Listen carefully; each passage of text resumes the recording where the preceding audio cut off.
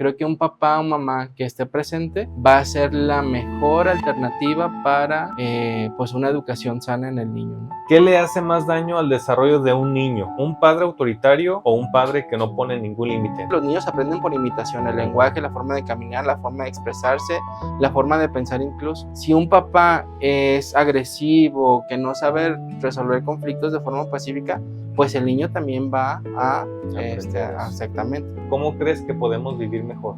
Vivir mejor, más allá de lo evidente, con Zach Torres. El contenido de este podcast es informativo y refleja opiniones personales. No sustituye asesoramiento médico, psicológico ni profesional. Si necesitas ayuda, consulta con un especialista calificado. Hola, ¿qué tal amigos? ¿Cómo están? Bienvenidos a un episodio más del podcast Vivir Mejor Más Allá de lo Evidente. Los invito a que se suscriban, compartan y comenten para poder llegar a más personas y crecer este proyecto. Y el día de hoy vamos a ver por qué papá y mamá son los influencers más importantes de sus hijos y cómo su presencia o ausencia puede definir en parte lo que van a hacer en un futuro.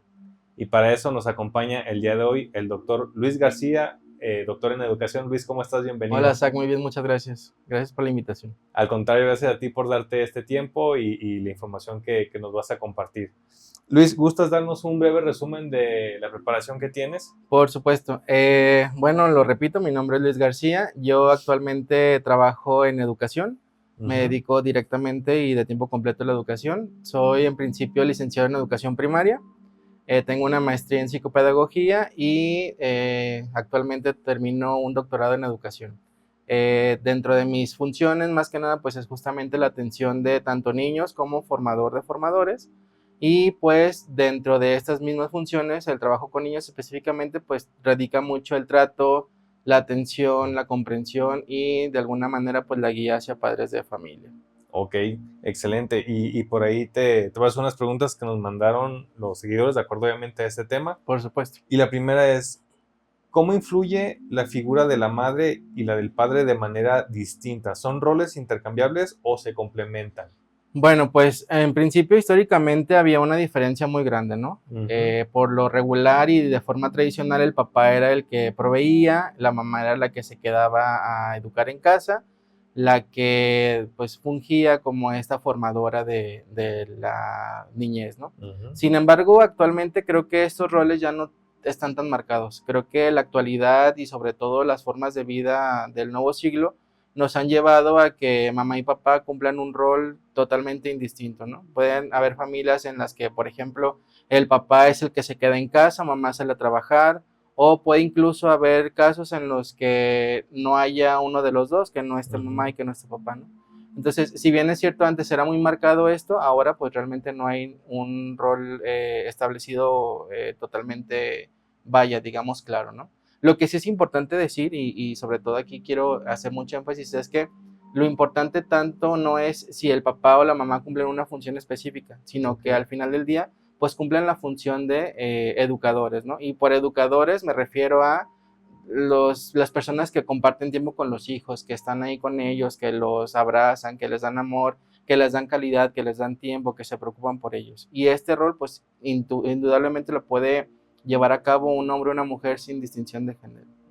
Sí, incluso ya hay familias mixtas, ¿no? A veces que está la abuelita, hay veces que está el tío, hay veces que, no sé, o sea, ya hay, como bien lo mencionas, actualmente hay una variedad bastante amplia de las familias, ¿no? Ya no es tanto como la tradicional. Exacto, y sobre todo ahora que también hay un despertar y una revolución increíble en la cuestión del género, pues también hay familias que no son totalmente heterosexuales, ¿no? Sino que es una familia compuesta, incluso donde los hijos ni siquiera son biológicos, entonces por lo tanto sería como un poco una pequeña falacia decir que mamá hace una cosa y papá hace otra, ¿no? Sino que al final del día pues indistintivamente del género puede cualquiera cumplir un rol, siempre y cuando pues lleve esta parte de la educación al respecto, ¿no? Sí, qué interesante este punto que mencionas porque es verdad y bueno, ahorita te voy a hacer las otras preguntas, pero me acordé de algún momento, justo cuando se empezó a hacer como un poco más público esta parte de que ya se podían adoptar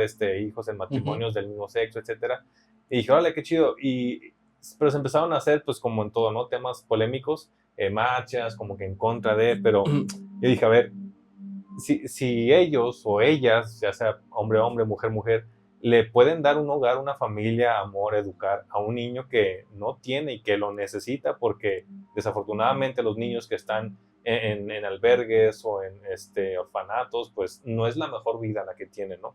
Entonces dije, o sea, si estas personas les pueden dar todo eso que necesitan, o sea, por qué debería de causar algún enojo o alguna molestia, ¿no? O sea, al contrario.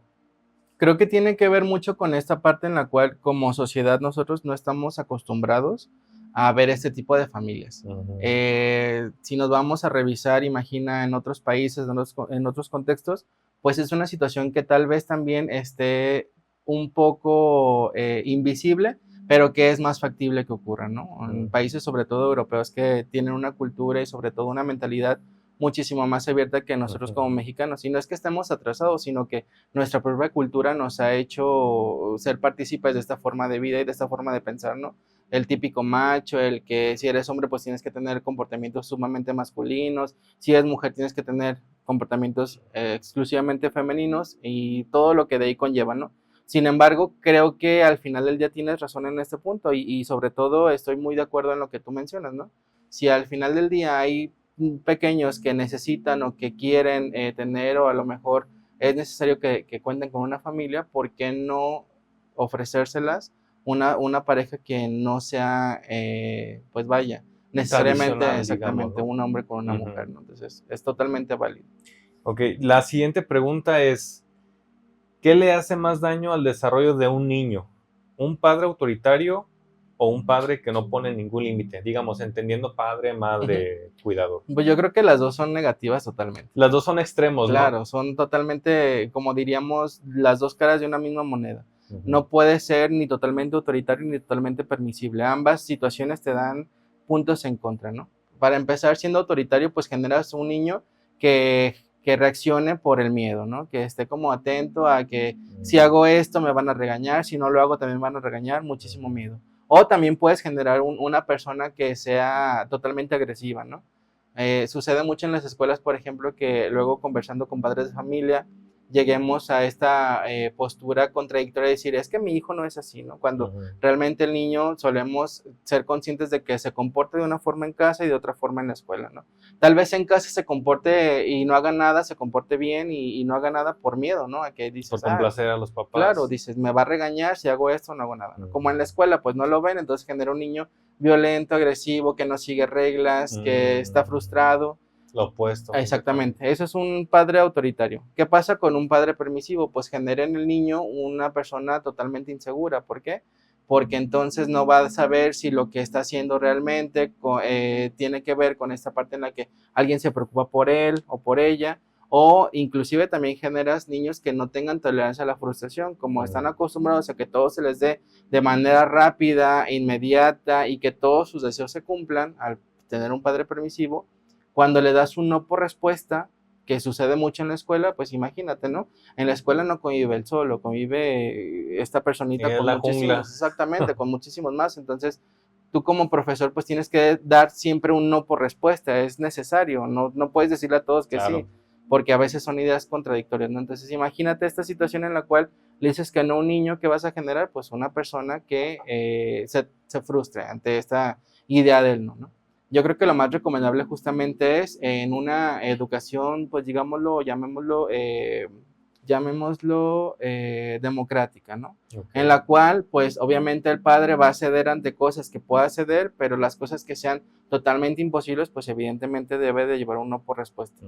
Y al momento de llevar una educación democrática, pues yo que voy a generar en el niño, pues una persona que sepa reaccionar ante las situaciones que se le van presentando, que poco a poco también vaya entendiendo que a veces es un no necesario, que no siempre va a tener el sí, que también debe preocuparse por lo que los demás piensen y va a empezar a generar empatía, respeto por los demás, etcétera. Entonces yo creo que más allá de decir si un padre es autoritario, un padre es permisivo, yo creo que más que nada hay que fijarnos en esta parte, ¿no? En la cual pues busquemos el equilibrio para llevar a cabo lo que mencionaba, ¿no? Una educación democrática. Y tener, creo, muy claro siempre los no negociables, ¿no? O sea, como papás o como cuidadores, madre, quien sea, tener muy claro siempre los no negociables y, ok, en esto no puedes elegir, esto se va a hacer así, ¿no? pero como bien dices tú, también darle estas opciones de en esta parte sí puedes elegir, a lo mejor no lo vas a hacer ahorita, pero si quieres lo puedes hacer en la tarde, tú decides a qué hora, ¿no? O sea, como seguirle dando esta elección para que no sienta como que siempre es algo autoritario, ¿no? Exactamente, y también de alguna manera yo siempre invito a los padres con los que convivo todos los días a que siempre estén dispuestos a encomendarles cosas a los niños, ¿no? Por ejemplo, alguna actividad que tenga que ver con el apoyo en casa directamente, tal vez recoger su cuarto, tal vez recoger sus juguetes, tal vez, no sé, recoger la mesa, ¿no? ¿Para qué? Para que ellos también sean conscientes de que no todas las cosas se les van a otorgar solamente porque son niños y porque existen y porque son hijos y porque tienen papá, lo que tú quieras, ¿no? Pero al final del día los está haciendo partícipes de esta realidad familiar y al mismo tiempo al hacerlos responsables, pues justamente vas a generar en ellos una persona que diga, mira, yo puedo tener todo lo que yo quiero o me pueden dar todo lo que yo quiero siempre y cuando también yo participe activamente en pues la formación y la consolidación de esto que llamamos hogar, ¿no? Sí, claro, y eso también los hace sentir parte de. Y también luego, no sé si llegaste a ver por ahí un meme o el chiste de el adulto joven que se independiza y de repente va y dice, caray, ¿y mi ropa limpia dónde está? Y los trastes, ¿por qué no se lavaron? ¿No? Sí, o sea, quieras que no, también le empiezas a enseñar a ser un adulto independiente, autosuficiente desde niño, con pequeñas tareas, como dices tú, a su nivel, cosas que sí puede hacer, ayudarlo en las que no, pero sí que vaya generando pues sí, también les da cierta satisfacción, siento yo, el decir, pude hacer esto, estoy ayudando en esto otro aquí en la casa, ¿no? Y eso se refleja muchísimo también en el salón de clases, por ejemplo, ¿no? Yo ahorita trabajo con niños muy pequeños de ciclos de primero y segundo grado, entonces tú te das cuenta cuáles niños empiezan a ser autónomos a su edad, porque sabes que en casa pues tienen papás que de alguna otra manera pues los están así como incitando a que, mira, tú lo puedes hacer solo, tú lo haces, ¿no? Inclusive de algo bien básico que es amarrar las agujetas, ¿no? Hay muchos niños que no lo saben hacer y hay muchos que sí lo saben hacer. Y esos que sí lo saben hacer dicen, yo te ayudo, yo te enseño, yo te digo cómo a sus propios compañeros, ¿no? Entonces, ¿qué te habla en este ejemplo tan básico, si lo quieres ver así? ¿Qué te habla y qué te dice? Bueno, te habla de un niño que a lo mejor ya empezó a ser autosuficiente, que ya hay cosas que él mismo sabe que puede hacer por sí mismo, y no solamente eso, sino que ya le resulta tan fácil por la práctica y por la experiencia que tiene, que ahora educa y ayuda a otras personas a hacerlo, que no lo saben hacer. Entonces, justamente tú te das cuenta de cuáles niños son muy autosuficientes o que empiezan a descubrirlo y hacerlo, y cuáles pues realmente no, que siempre tienen que esperar a que alguien actúe por ellos, que alguien dé el primer paso y que eso pues los lleve ya de alguna forma eventualmente a poderlo hacer, ¿no? Pero sí hay mucha diferencia en esa parte también. La siguiente pregunta es, esta me pareció muy interesante. ¿Qué pasa si papá y mamá tienen estilos de crianza opuestos? ¿Esto confunde al niño o le ayuda a ver diferentes realidades? Fíjate, yo creo que los niños, siempre lo he dicho, son muy inteligentes y siempre encuentran la manera de conseguir lo que quieren. Me acuerdo mucho de una ocasión hace muchos años en la cual en mi escuela nos íbamos a ir de excursión. Entonces yo hablé con los papás, les dije, vamos a hacer este viaje, es por parte de la escuela, les expliqué todo, así, ¿no? Y una señora me dijo, mi hija no tiene permiso de ir. Y yo le pregunté, pues platíquelo con su esposa. Y me dijo, no es necesario. Yo digo que no y no va a ir, ¿no? Entonces la niña ya cuando platiqué con los niños, me dijeron, el niño me dice, mi mamá me dijo que sí iba, le dije, no, tu mamá me dijo que no podía ir. Y ella dijo, bueno, tenía la niña como 11 años, ¿no? Era como quinto grado. Al día siguiente, porque les di permisos, al día siguiente la niña llega con su permiso firmado. Y ya le dije, no, que no te iban a dejar. Me dijo, no, es que mi papá me dejó. Yo le dije, ¿cómo le hiciste? Me dijo, lo que pasa es que yo lloré. O sea, llegó mi papá y lloré y le dije que yo quería ir y lloré. Berrinchazo. Ajá, y entonces y le dije, ¿qué ocurrió? Dijo, no, pues nada, que luego se pelearon mis papás y ya al final decidieron que sí me iban a dejar ir. Hay que se peleen ellos. Exacto, entonces, ¿qué fue lo que provocó la niña? La niña conocía perfectamente las dos formas de pensar de los papás. La mamá que le iba a decir que no, que ya tenía uno por respuesta, y el papá que tal vez llegándole como a este chantaje o a esta manera le iba a decir que sí, ¿no? Pero no solo eso, también la niña sabía que iba a provocar un conflicto entre ellos, conflicto que iba a desembocar en el sí final que le dieron. Entonces, respondiendo a esta pregunta, la que tú me hacías, ¿no? ¿Qué pasa cuando los papás piensan de diferente forma? Pues siempre va a pasar así, porque las personas somos diferentes. Lo que yo opino no lo vas a opinar tú. lo que yo opino no lo va a opinar tampoco otra persona, ¿no? Entonces, justamente, siempre vamos a tener opiniones distintas. ¿Qué es lo importante y sobre todo cuando creamos a una personita es tomar acuerdos para el bien común de la personita que estamos haciendo, pero siempre hacerlo de manera privada, que los pleitos, las discusiones y todo lo que pueda haber al respecto sobre el tema que se está tratando o sobre lo que yo vaya a decidir, se trate aparte, en privado, y que ya los acuerdos a los que yo haya llegado se puedan tomar de manera pública, es decir, que yo ya le comunique. De esta manera el niño no logra, pues como decimos, ¿no? Tomarnos la medida y sobre todo también hace que no se sienta confundido, porque va a llegar en algún tiempo, sí, a lo mejor la anécdota que te conté es divertida y nos reímos y todo, porque al final de cuentas la niña se salió con la suya, pero cuando sea mayor, imagínate qué conflicto le va a causar, ¿no? O sea, ¿cuál es la ética? O sea, tengo que llorar para conseguir todo lo que yo quiero, realmente éticamente no es correcto, entonces va a crear en ella una confusión muy grande, no va a saber de alguna manera cómo actuar, porque tiene esta educación. ¿Qué pasaría si sus papás a lo mejor hubieran tomado esta decisión en conjunto? No delante de ella, que el pleito no hubiera ocurrido delante de ella, que la decisión a lo mejor a regañadientes de la mamá no se hubiera tomado delante de ella, sino por separado. Ya solamente le llevan o le comunican el acuerdo, ¿no? Pues a lo mejor no lo hubiera confundido porque no hubiera sabido que hubiera generado ese problema, ¿no? Uh-huh. Entonces yo creo que lo más importante es que estos problemas se traten en privado y que las resoluciones se tomen en público, ¿no? Y que se compartan. Ok.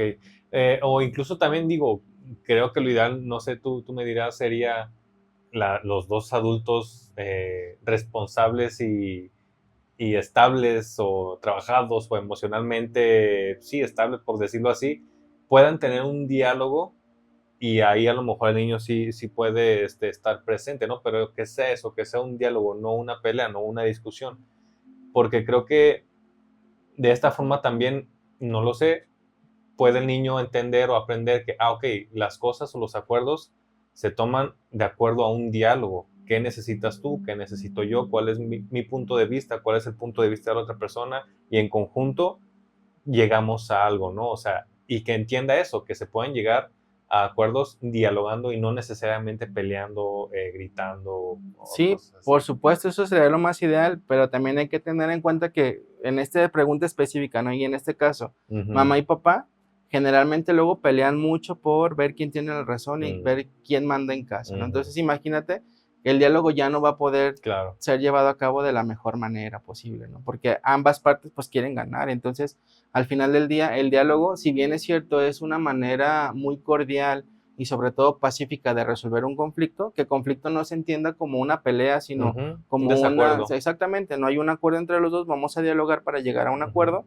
pues justamente aquí ya no se vuelve una resolución de conflicto pacífico, porque ambos quieren ganar. Y tú bien sabes que cuando nosotros intentamos resolver un conflicto, pues existe una resolución en la cual a través del diálogo, pues a lo mejor yo tengo que ceder algo para poder determinar que la resolución fue pacífica, o tú tienes que ceder algo para también determinar la resolución pacífica, ¿no? No siempre es el hecho de que a lo mejor los dos ganemos de manera violenta, sino que los dos vamos a ganar, pero también a veces tenemos que dar o ceder un poquito, ¿no? Entonces creo que el diálogo sí, efectivamente es la mejor manera, pero en un matrimonio, que en este caso concreto, ¿no? Del ejemplo, que ya están así como que, no, yo quiero, que tú no quieres, y que yo decido y que tú no mandas, exactamente, pues no, o sea, evidentemente no va a poder, públicamente no se va a poder llevar a cabo, y creo que no sería tan conveniente, pues, que la niña vaya a estar ahí, ¿no? Sino, repito, mejor aparte. Claro, que si hay otra cosa más leve, que no implique una pelea, una discusión, a lo mejor una opinión tan polarizada, pues evidentemente la personita, el niño o la niña puede participar para que con lo que tú dices es muy cierto, ¿no? Sepa, se entere y también vea ejemplos de cómo funciona el diálogo y cómo a través de una charla pueden llegar a tomar acuerdos para beneficio de ambas partes. Que siento que lo que pasa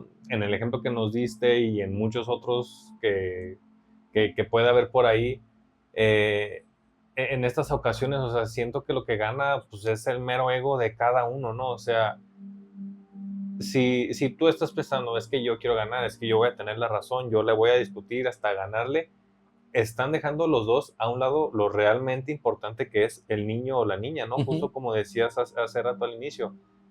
Tu prioridad debería ser el niño o la niña, o sea, y salirte de un poco de, pues sí, de ese ego, de esas ganas de decir, es que yo soy el que mando, es que yo soy el que va a Exacto. ganar. O sea,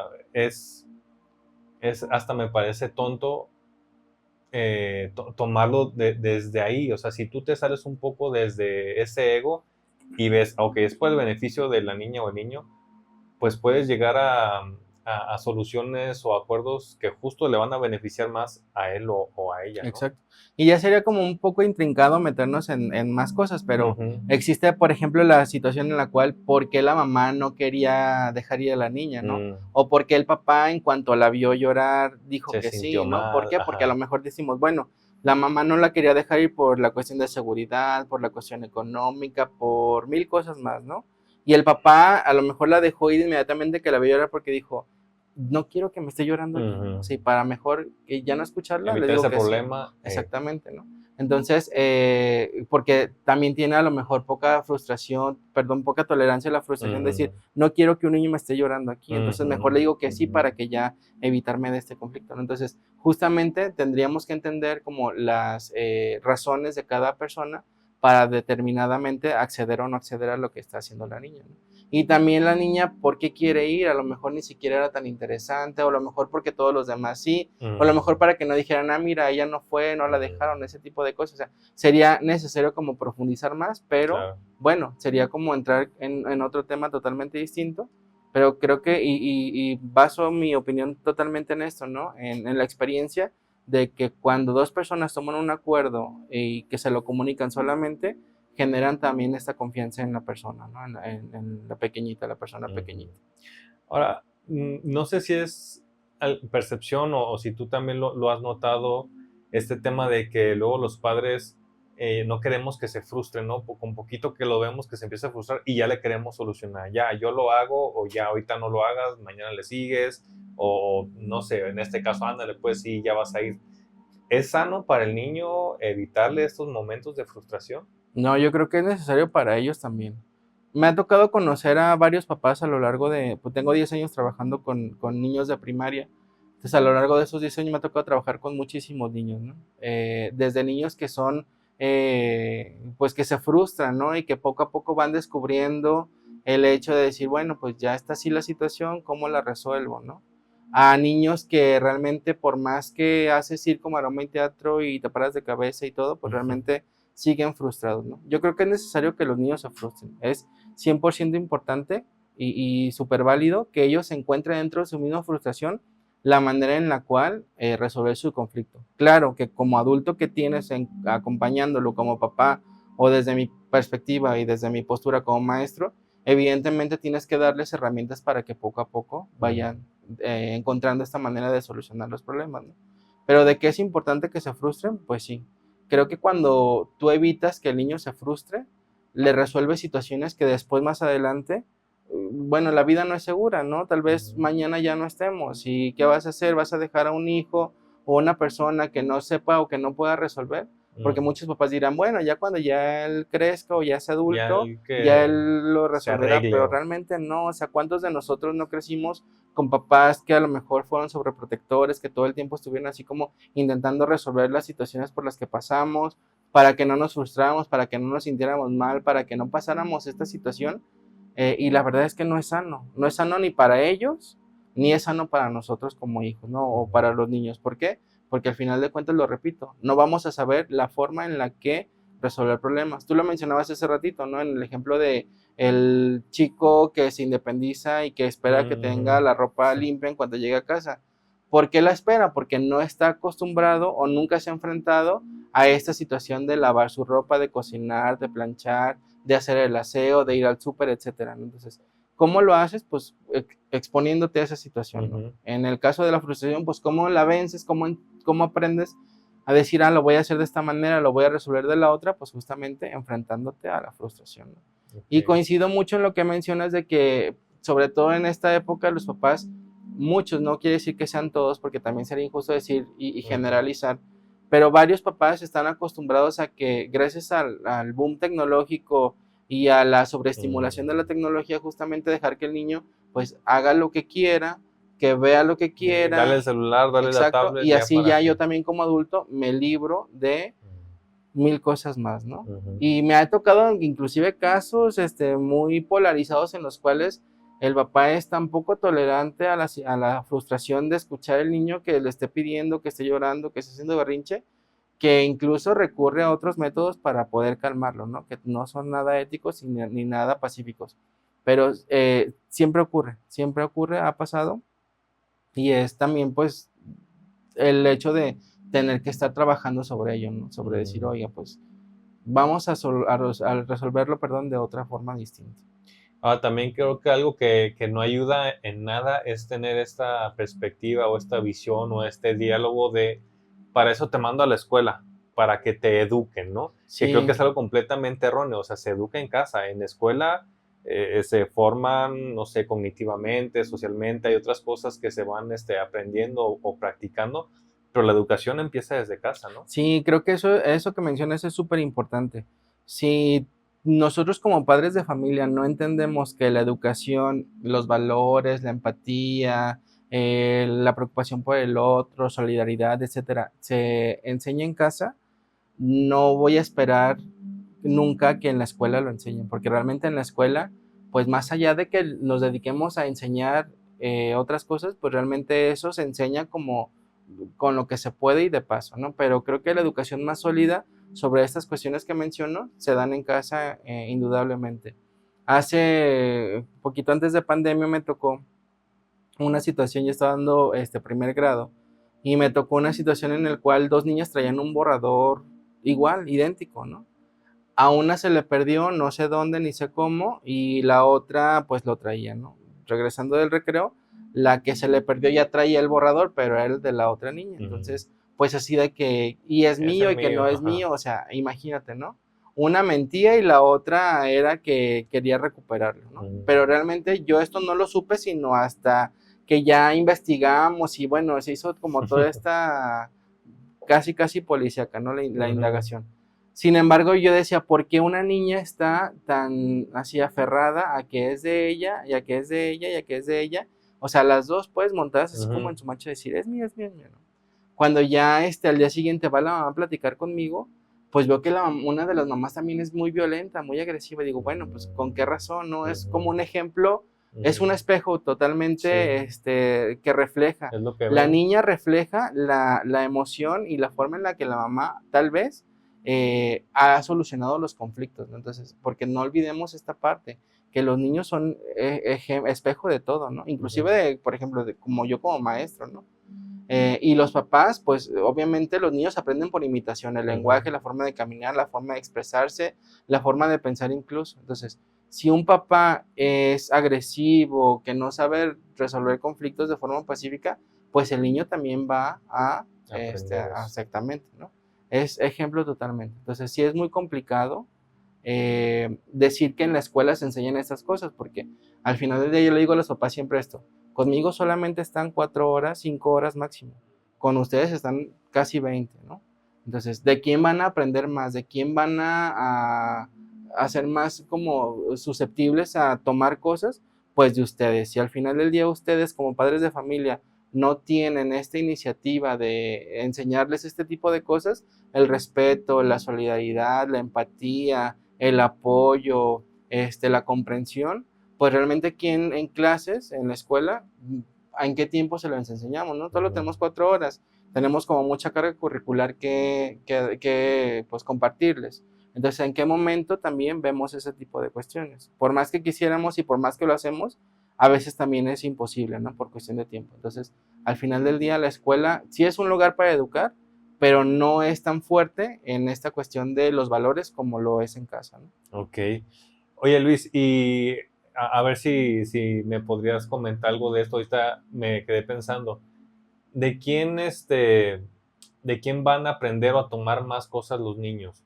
¿De con quien pasen más tiempo o de quien ellos cognitiva, emocional, intelectualmente como que aprecien más o quieran más o que tengan una conexión más profunda? Porque me estoy imaginando el caso en el que están en la escuela y luego a lo mejor los recoge la abuelita porque los papás están trabajando y ya lo recogen hasta la noche, cenan y se duermen. O sea, realmente con los papás no convivió tanto, digamos, en todo el día, a lo mejor nada más el fin de semana, unos 2 días.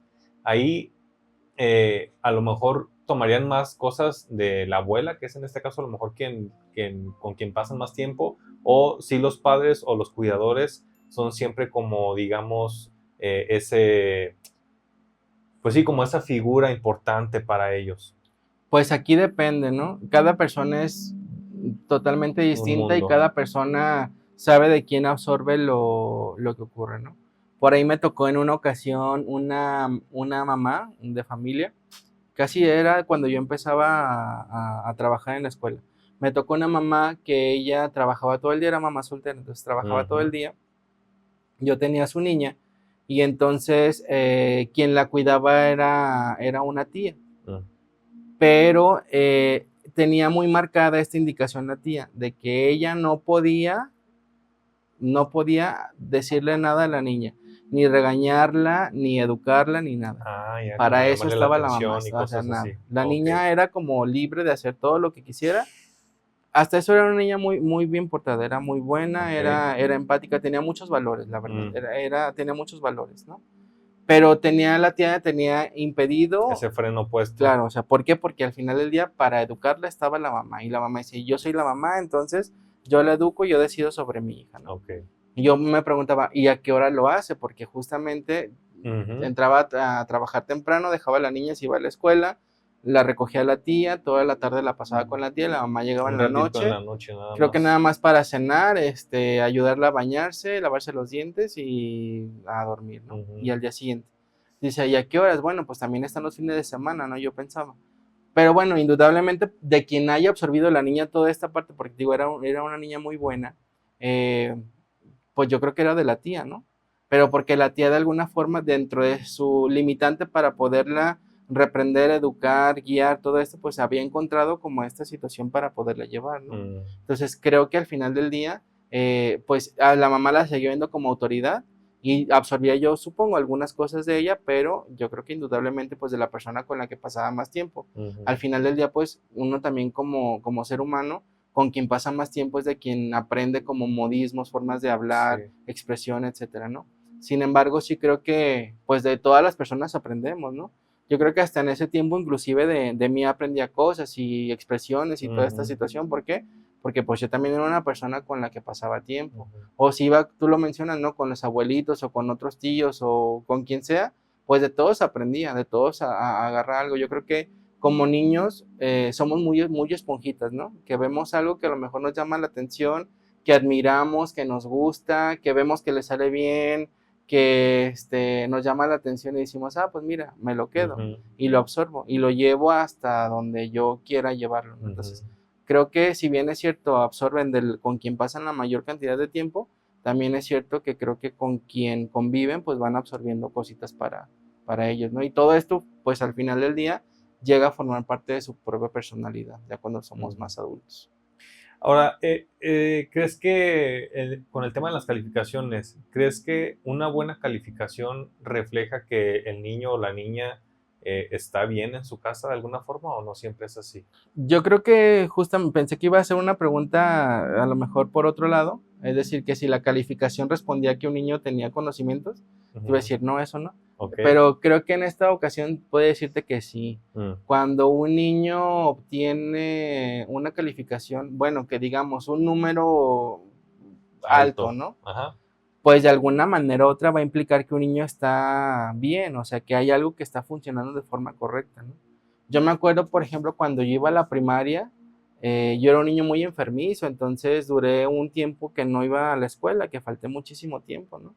Y obviamente cuando regresé a la escuela después de que el médico me dio el alta, pues no me fue tan bien porque si bien es cierto que no reprobé, pues también había conocimientos que no había adquirido porque no podía estudiar ni nada de esto, ¿no?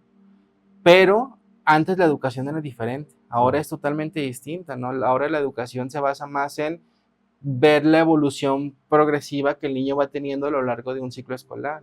Y esta evaluación pues implica muchas cosas, no solamente implica que vaya a la escuela o que sepa sumar o que sepa restar o que sepa leer, ¿no? inclusive implica cómo trata a sus compañeros, cómo reacciona ante alguna situación, cómo va venciendo los miedos que tiene, ¿no?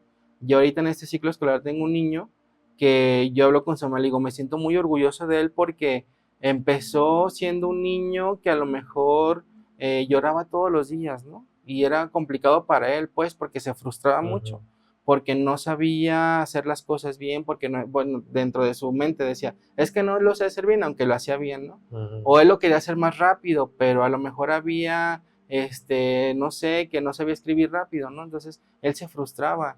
Y ahora que ya casi termina el ciclo escolar, pues es un niño que a lo mejor ya no llora a diario, ya nada más llora una vez a la semana, ¿no? Entonces, para mí eso es un gran avance y dices, mira, algo está pasando en casa que le está ayudando a trabajar y a saber trabajar con la frustración, que es como su mayor complicación, y esa frustración la está llevando a ser alguien que cada vez es más completo, que dentro de a lo mejor todo lo que pudo llevar el inicio del ciclo escolar para él, con esta no lo sé hacer, no sé cómo hacerlo, no puedo, ya me enojé, ahora ya no lo hacen, ¿no? Entonces, algo está pasando en casa que está funcionando para bien con él. ¿Qué será?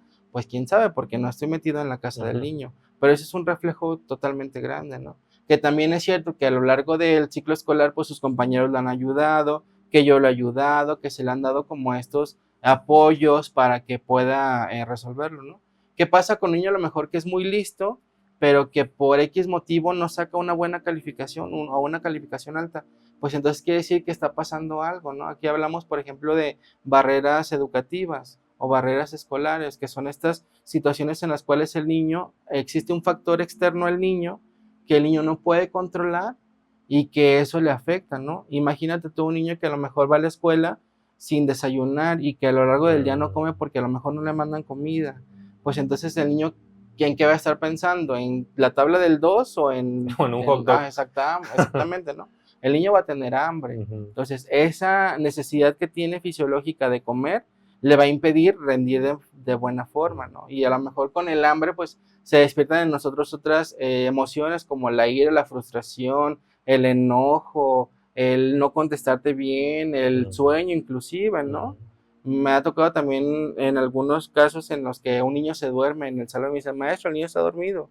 Pues que se duerma, o sea, ¿por qué? Sí, Porque tiene sueño, necesita, tal vez esa es su necesidad, esa es su barrera que tiene, que a lo mejor anoche pasó algo en su casa, no pudo dormir bien, le quedó sueño, pues yo lo voy a dejar dormir. Qué bueno lo que voy a ahorita ya se obligar? permite, porque antes Sí, hubiera que el borradorzazo y es lo que te digo, despiértese, o sea, ¿no? la educación ha cambiado muchísimo, Sí. ¿no? Yo sí lo dejo dormir, ¿por qué? Porque al final del día yo entiendo que esa es su necesidad, Claro. que es lo que él necesita para poder avanzar, y no porque se pierda una clase un ratito, que tampoco no va a dormir todo el día, evidentemente, ¿no?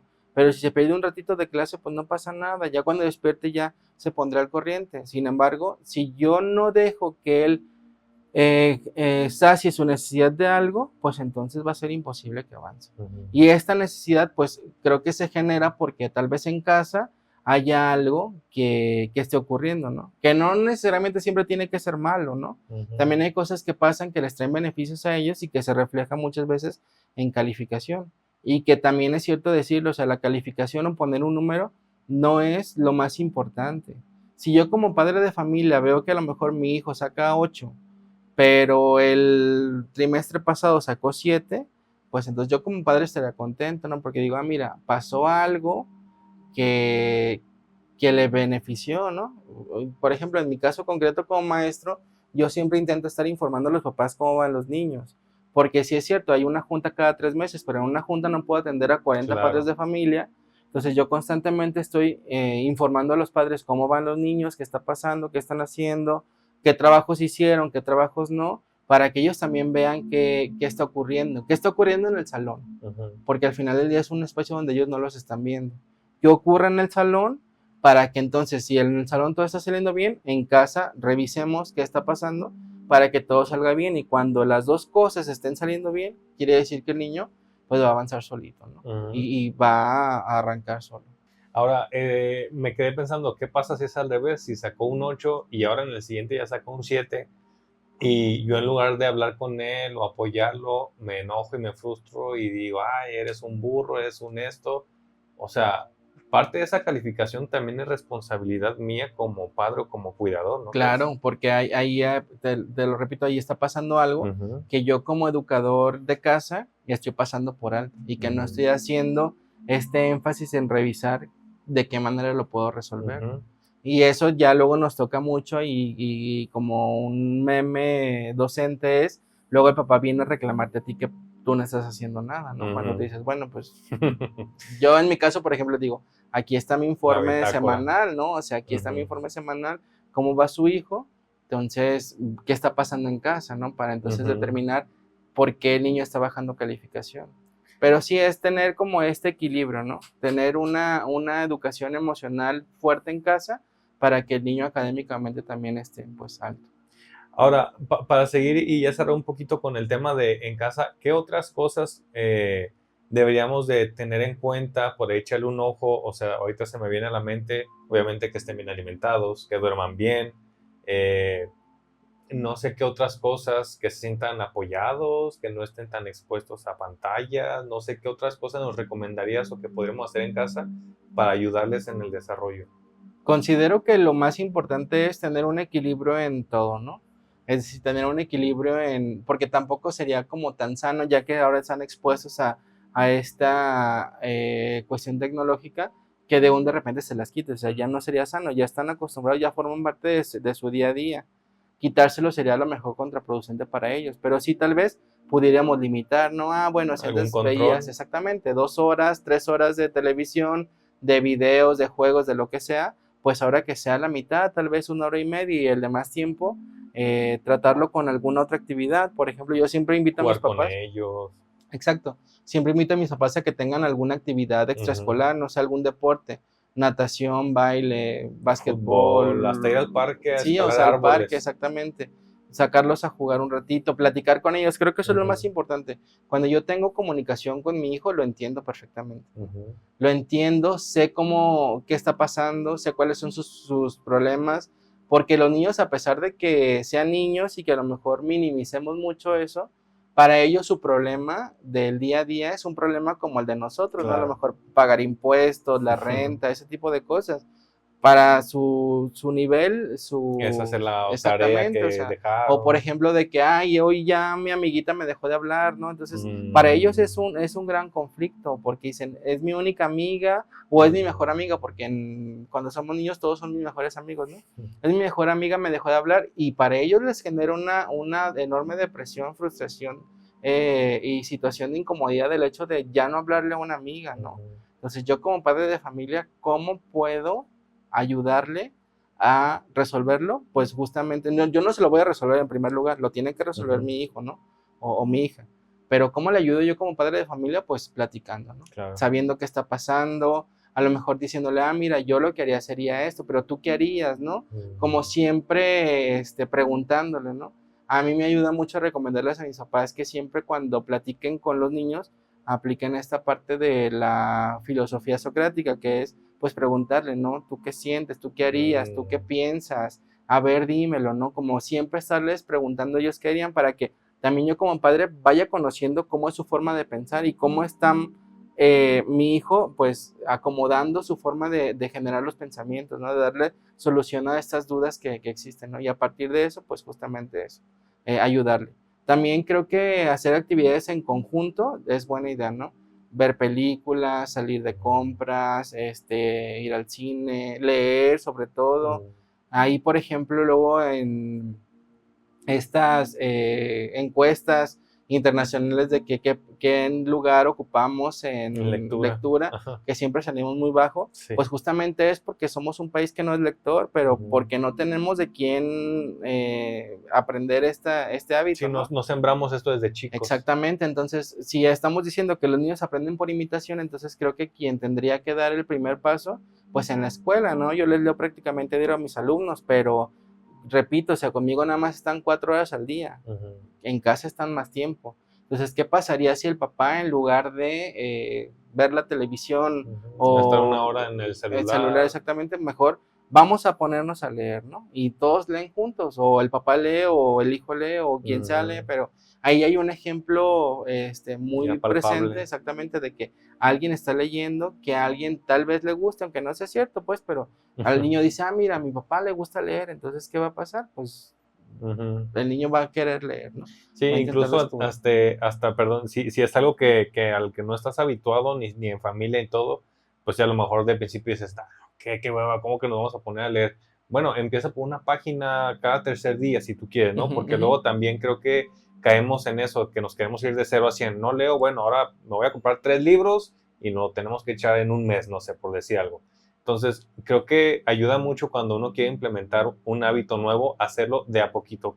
¿Cuál Sí, es qué es lo mínimo que si estás dispuesto a hacer por un mes, por ejemplo, ¿no? sí, sí, No, pues sí. vamos a leer una hoja, una página cada día. Va, de a poquito, y de a poquito, de a poquito, y ya se te va haciendo rutinas y te vas habituando y ahí vas poco a poco sembrando nuevos Sí, hábitos, ¿no? claro, o sea, con 10 minutitos que se lea al día, Ujú. para empezar, es más que suficiente para que poco a poco se vaya despertando en ellos La pues justamente, curiosidad, el y el interés. interés sobre todo, ¿no? Decir, Ujú. mira, si lo puedo hacer, es de alguna forma divertido, pues vamos a ver, ¿no? Y más sobre todo si les das como libros que sean interesantes, Claro, que tal para vez les, ellos. Sí, les, no le les vas a uno de guste. No, metafísica pues no, a los imagínate, 6 años, ¿no? caen dormidos en el primer minuto, Sí. pero si es algo interesante para ellos, pues poco a poco van a Ujú. ir también teniendo esta pues idea de la lectura, ¿no? Cómics se me ocurre Sí, que puede también sería funcionar muy muy buena bien, ¿no? idea, o sea, todo lo que sea, vaya, acorde a su edad Ujú. y les va a resultar interesante. Yo siempre he dicho que tal vez el interés no es que lo traigan de consigo todo el tiempo, Ujú. sino que tú también como adulto puedes generarles el interés a los Claro. niños, ¿no? No, no tal vez lo que tú les presentes les va a gustar, pero si ven que a ti te gusta como adulto y que lo vives y te apasiona y todo, pues poco a poco también a ellos les va a gustar porque dicen, recordemos esta parte, los niños son reflejo y Ujú. están absorbiendo, ¿no? Como Entonces, esponjitas. exacto, ven que algo te gusta a ti como adulto, entonces dices, si le gusta es porque es interesante, porque es Ujú. interesante. Y a partir de ahí surge en el niño el interés en decir, voy a intentar conocer más. Ujú. Y ya ellos decidirán si es interesante o no. Pero el punto es que tú ya lanzaste el anzuelo Ujú. y la mayoría lo va a tomar. Entonces, pues a partir de ahí creo que sería fundamental. Ahora, cuando nos toca ayudarles con sus tareas o trabajos en casa, ¿qué, qué nos podrías recomendar? Porque luego ya estamos ahí frustrados los papás que ya no nos acordamos de la división no sé cuál y ya ni entendemos y al rato ya estamos ahí gritándoles o a regañadientes y ya se Aventando les... libros y todo. Exacto, y ya pues, se frustran ellos también y ya se vuelve una experiencia completamente opuesta y negativa. Ahí, por ejemplo, ¿qué tips o qué consejo nos podrías dar para cuando les tenemos que ayudar a hacer tareas o trabajos en casa? Lo primero es que no se la hagan. O sea, creo que el peor error que puede haber es tú como papá hacerle la tarea Hacer, al ok. niño. Ni siquiera las maquetas, ¿no? Porque luego dejamos Sí, maquetas llegan como unas hechas, así que ajá, dices, sí, un ingeniero lo hizo, ¿no? sí. No, o sea, que ni siquiera se las hagan, que los orienten, vaya. Y que si yo no me acuerdo, bueno, yo lo hablo como maestro específicamente, ¿no? En principio yo intento dejar tareas que no sean complicadas, que no les quiten mucho tiempo, máximo 20 minutos por actividad. Porque también es cierto que si yo les dejo tareas eternas, pues Extensas. no, o sea, nunca van a terminar y va a surgir esto que tú mencionas, ¿no? Mm, Que sean siempre tareas muy cortas, muy concisas y que de alguna forma recuperen lo que vimos en el salón de clases, ¿no? ok. Yo al menos los mando, intento mandarlos todo el tiempo con esta parte de, como dicen, ¿no? Con este fusil para la guerra. Ujú. Yo ya les di las herramientas en el salón de clases, lo único que tienen que hacer es en la tarde recuperar, ¿no? En el cuaderno, en el libro, en lo que sea que hayamos trabajado, pues justamente ahí viene la manera de resolver la actividad. Ya han dado caso que sea la situación hipotética que tú mencionas de que no la entiendan, pues yo preferiría como maestro que ni la hagan. ¿Para qué? Ujú. Para que no exista esta parte, porque también es incómodo que tú como padre de familia, tal vez, lo mencionábamos, ¿no? En algunos ejemplos, que sea el caso, que tú llegas en la noche y que el único momento para compartir con tu hijo es Mm, estos minutitos antes de dormir y y sea que de frustración y de exactamente, enojo entonces, con... pues mejor que no, o sea, que Mm, mejor que ni la hagan. De todos modos, va a haber tiempo para que el niño comprenda y si no hay tiempo, pues ni modo, o sea, no, siempre va a haber como un momento para poder recuperar esta parte, ¿no? ujú. Yo creo que lo más fundamental es que les dediquemos tiempo de calidad a los hijos. Para hacer la tarea, ¿qué es? Pues que nos sentemos con ellos, que intentemos hacer que ellos nos expliquen a nosotros qué es lo que se tiene que hacer.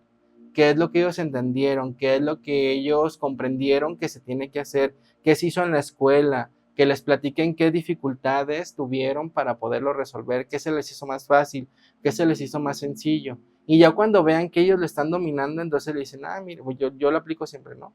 Porque al principio pues puede ser un tema complicado, que es muy difícil y así. Con el tiempo van cediendo hasta que ya lo tienen totalmente aprendido de que ya es suyo. Y cuando pasa eso le digo, ya ven que era bien sencillo, ay sí, era bien fácil, ¿por qué? Porque intento minimizar la complejidad de algo que para ellos era menor. Pero no solamente intento minimizarlo, sino que también hago conciencia de que ellos al principio se les hacía complicado y que después fue más sencillo para ellos. ¿Qué quiere decir? Que hubo una evolución, que hubo un crecimiento. Y también eso creo que es importante al momento de hacer tarea, que los padres vean que poco a poco va viendo una evolución. Hay muchos papás que tal vez se frustren también porque quieren ver un cambio de un día para otro y eso es imposible. La educación y el seguimiento y sobre todo educar a un niño es un tema muy paulatino, ¿no? Es muy lento. Es una evolución que sí es constante, pero que es lenta. Es día con día y no siempre va a haber cambios de un día para otro. Entonces, lo importante es ver las cosas positivas. Si al momento de ya hacer tarea veo que a lo mejor él o la niña o el niño no hacen cosas que se les pide, pues bueno, ya habrá tiempo. Pero si en cambio veo que hay una evolución desde el primer día que yo le ayudé a hacer tarea hasta hoy, pues entonces me baso en eso y lo felicito sobre todo. Creo que lo más importante también pues recae en esta parte, en decir, yo te apoyo, yo voy a estar aquí, yo voy a entenderte y vamos a hacerlo juntos, aunque no entendamos los dos nada, pero poco a poco pues se va a ir entendiendo.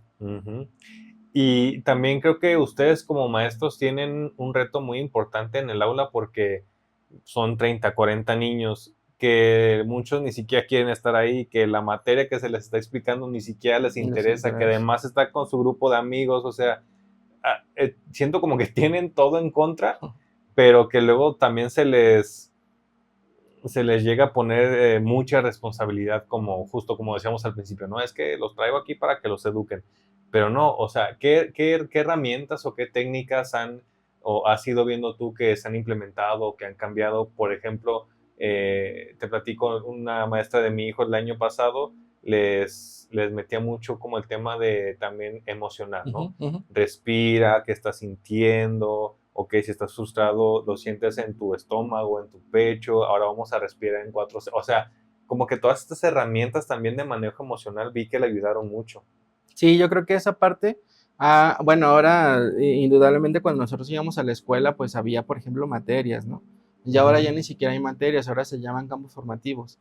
Hay un campo formativo que justamente se llama del humano y lo comunitario, que implica pues conocer esta parte humana, ¿no? Esta cuestión humana y sobre todo cómo la compartes con la sociedad. Y dentro de esta humanidad pues existen estos temas de reflexión, ¿no?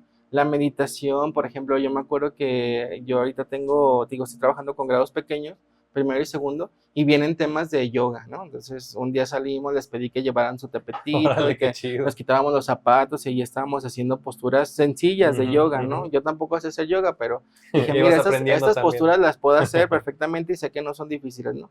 Y les gustó la actividad porque aprendieron a respirar, a que si algo me está frustrando, entonces puedo pedir tiempo libre para salirme, respirar y ya que esté calmado regreso. Entonces han ocurrido, ¿no? Pero indudablemente yo creo que lo que más funciona aún así es mantener yo como maestro una comunicación directa con el padre de familia. Yo siempre, tú lo mencionas bien ahorita, ¿no? Hay niños que ni siquiera quieren estar ahí y es cierto, eso siempre va a pasar. Hay niños que no les interesa en absoluto lo que estamos haciendo, no les gusta, no quieren, les frustra y de verdad dicen la escuela no es para mí. Es lo peor. Pero yo también te decía, siempre hay algo que los niños van a querer, por algo van a querer estar ahí, por el amiguito, por lo que sea, ¿no? Entonces tú como maestro tienes que hacer que ese interés surja. Tu trabajo como maestro, buena parte es hacer que el interés por estar ahí surja. Y una buena forma que al menos a mí ha funcionado es siempre tener una comunicación muy cercana con los padres de familia. Por ejemplo, yo lo que hago cada año es intentar reunirme con todos, o sea, con todos los papás, al menos en una ocasión. En una charla de 40 minutos, en mis tiempos libres, en una clase que tengan especial, yo ahí cito al papá y platicamos. ¿Platicamos de qué? De su hijo, cómo lo ve en su casa, qué es lo que le cuenta de la escuela, qué ha hecho, qué dificultades ve, qué fortalezas ve, porque también es cierto que yo puedo ver muchas fortalezas en el niño, pero no sé si las fortalezas que yo veo sean las mismas que el papá ve, y quiero tener esa conciencia de qué es lo que el papá ve en el niño, que sí tiene o que no tiene, y qué es lo que yo veo que está pasando en el salón, para también así yo también entender y saber cómo trabajar desde el interés de cada uno, ¿no?